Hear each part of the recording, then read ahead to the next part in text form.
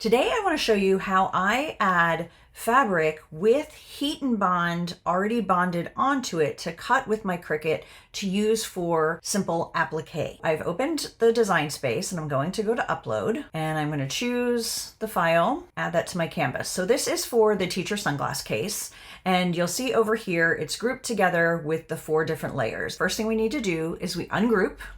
And now we are going to organize. So this is going to be our yellow piece. Yellow doesn't always, well, we can turn it yellow over here. So we have a red piece, a yellow piece, and then these black pieces.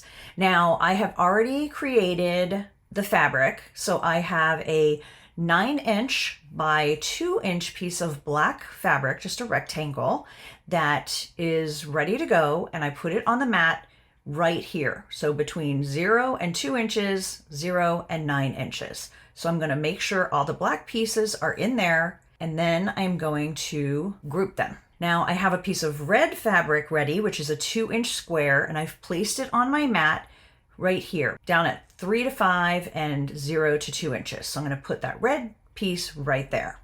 And then finally, I have a yellow piece that is 5 inches by 2 inches. You always want your pieces to be a little bit bigger than what it's going to cut, just in case you don't place something perfectly.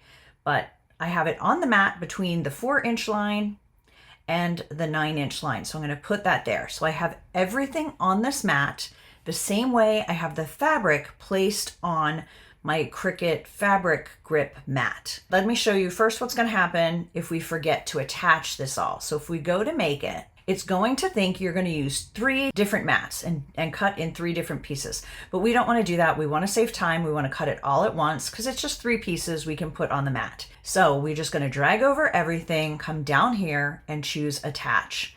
It turns it all red. That's fine. The program thinks you're going to cut it out of 1 piece, but we know better because we have it positioned. Now when I choose make it, it's going to show me 1 board, and then just double check that everything is within the bounds of where you put your fabric. So it's up a little bit. It's a little too close to this line, I think. So I'm just going to scooch it so that this is in the center.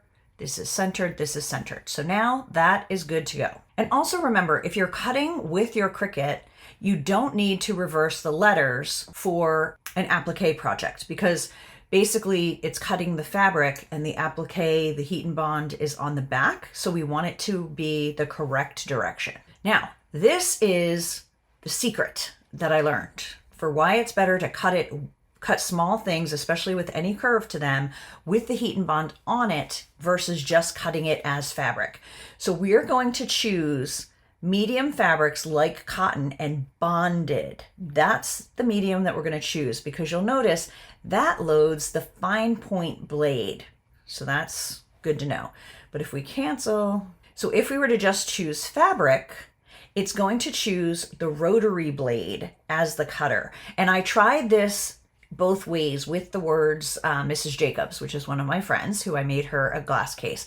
And so you can see that when I used the rotary blade clamp and just had the fabric down, it didn't cut as smoothly.